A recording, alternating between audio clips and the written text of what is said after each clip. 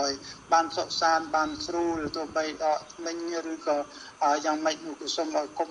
ឲ្យមានបញ្ហាអីកើតឡើងហើយឲ្យគាត់បានស្រួលបានជាឡើងវិញតាមរយៈអំណាចនិងវិជាស្ដារបស់ព្រះអង្គផងតែហើយជាពិសេស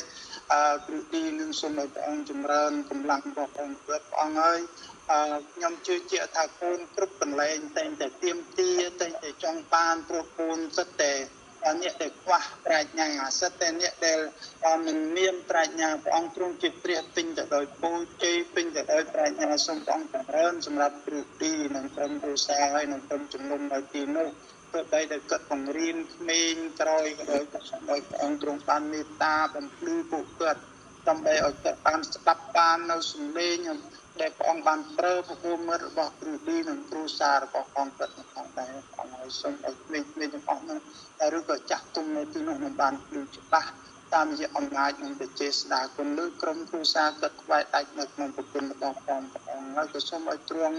នឹងបាននឹកចាំពីគ្រូបរុំដែរទៅបីតែគាត់មានការឆក់រវែងព្រះអង្គហើយមនុស្សតែងតែមានបញ្ហាគ្រប់គ្នាសូមឲ្យព្រះអង្គបានថែរក្សាការពារក្រុមគ្រួសារគាត់ដែលមានជំងឺណាដែលកូនមិនដឹងព្រះអង្គទ្រង់ជ្រាបសូមឲ្យព្រះអង្គបានដកជំងឺចេញបណ្ដេញទៅឲ្យឆ្ងាយឲ្យគាត់មានរាងកាយសុខងំមូលឡើងវិញទាំងគ្រួសារទាំងកូនទាំងក្រុមជំនុំនៅទីនោះដោយអំណាចនិងបច្ចេស្តារបស់ព្រះអង្គហើយសូមទ្រង់បាននឹកចាំពីលោកគ្រូភីលីបសូមឲ្យព្រះអង្គទ្រង់បានថែរក្សាការពារគាត់ហើយគាត់ជាសាវកមួយដែលព្រះអង្គបានរើសហើយបានសោកជ្រាវបានរោគស្វែងរោគមកដល់កូនទៀតតាមរយៈគ្រូឌីសូមឲ្យព្រះអង្គបានអព្យាបាលគាត់ហើយសូមឲ្យព្រះអង្គបានធ្វើការនឹងលោកគ្រូពេទ្យដើម្បីឲ្យមានអំណាចនៅលើបាតដៃលោកគ្រូពេទ្យនឹងដើម្បីនឹងបានព្យាបាលគ្រប់ទាំងចំណុចគ្រប់ទាំងជំងឺគ្រប់ទាំងរូបសាច់របស់ព្រះអង្គគាត់ដែលកំពុងតែមានបញ្ហានោះផងតែព្រះអង្គហើយនឹងជាពិសេសនឹងគ្រួសាររបស់ព្រះអង្គគាត់សូមគុំអុយអន់ថយនៅកម្លាំងលើព្រះអង្គឲ្យសូមបំពេញបន្ថែមនៅកម្លាំងបំពេញបន្ថែមនៅជំនឿបំពេញបន្ថែមនៅចិត្តរឹងមាំគ្រប់ពេលវេលាតាមរយៈអំណាចនិងប្រជាស្ដាររបស់ព្រះអង្គហើយក្រុមជំនុំដែលគាត់ប្រកក្តាប់ទាំងអស់សូមឲ្យព្រះអង្គបីពោទ្រង់ពីថែរក្សារៀងរាល់ថ្ងៃគ្រប់គ្នាដោយអំណាចនៃប្រជាស្ដារបារមីរបស់ព្រះអង្គនោះផងដែរគុណលើកនៅក្រុមជំនុំទាំងអស់និងក្រុមគ្រួសាររបស់លោកគ្រូហ្វីលីបថ្វាយចំពោះទ្រង់សូមព្រះអង្គនឹងថែរក្សាការពារហើយក៏សូមឲ្យទ្រង់បាននឹកចាំពីក្រុមគ្រួសារកូនហើយដែលកូនមានជំងឺរោគាដែលព្រះអង្គទ្រង់ជាព្រះបានជ្រាបហើយឲ្យកូនមានជំងឺផ្លិតឆ្អឹងខ្នងឬក៏គេហៅថាឌីសឆ្អឹងខ្នងនោះសូមឲ្យព្រះអង្គទ្រង់បានផ្សះផ្សាមែនព្រះម្ចាស់ហើយហាឡេលូយ៉ាព្រះជួយគាត់ក្នុងតាមវិធីសាស្ត្ររបស់ព្រះថ្ងៃនេះស្ទើរតែដែលមិនរួចប៉ុន្តែ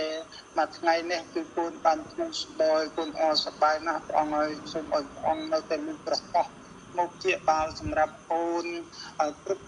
ពេលគ្រប់វេលាសូមកុំឲ្យជំងឺនេះនឹងកើតឡើងព្រោះកូនតែងតែមានបញ្ហាថាឈឺហើយលំបាកណាស់ដល់ក៏មិនរួចអុយក៏រួចមួយថ្ងៃឈឺវោងាកនៅក្នុងខ្លួនសូមឲ្យព្រះអង្គទ្រង់ជាព្រះនឹងដកចេញបណ្ដេញទៅឲ្យឆ្ងាយឲ្យរាងកាយកូននឹងបានសេរីភាព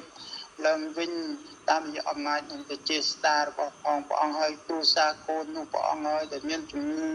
លើសឈាមឬក៏ជំងឺតាមសរសៃសម្លាកពូឆ្អឹងគុណលើកគាត់ថ្វាយចំពោះទ្រង់សូមឲ្យព្រះអង្គនឹងទទួល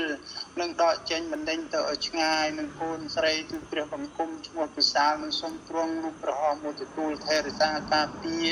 ជំងឺសើស្បែកនៅក្នុងរាងកាយគាត់នឹងសូមព្រះអង្គទ្រង់ដកចេញបណ្ដេញទៅឲ្យឆ្ងាយគុណថ្វាយចំពោះទ្រង់សូមឲ្យព្រះអង្គទទួលហើយនឹងបានជាបាលនឹងផ្សះផ្សាឡើងវិញគាត់ជាក្មេងហើយគាត់តែងតែស្រឡាញ់នៅរាងកាយសូមឲ្យព្រះអង្គទ្រង់បានប្រោះមេត្តាឲ្យគាត់នៅការសិក្សាហើយពេលដែលគាត់